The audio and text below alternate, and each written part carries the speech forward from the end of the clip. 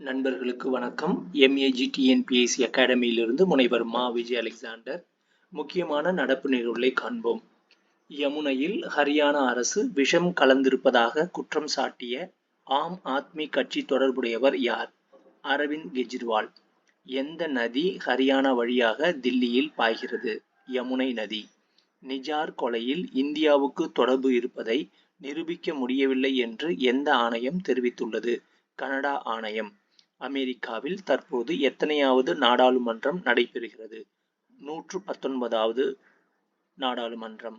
அமெரிக்க நாடாளுமன்றத்தின் வெளியுறவு விவகாரங்களுக்கான கீழவை குழுவின் முன்னுரிமை பட்டியலில் இந்தியா எத்தனையாவது இடத்தில் உள்ளது? 11வது இடம். இந்திய கடற்படைக்காக 26 ரஃபேல் போர் விமானங்கள் மற்றும் 3 ஸ்கார்பியன் ரக நீர்மூழ்கி கப்பல்களை கொள்முதல் செய்வதற்காக எந்த நாட்டுடன் விரைவில் ஒப்பந்தம் திட்டமிடப்பட்டுள்ளது? பிரான்ஸ் நாடு.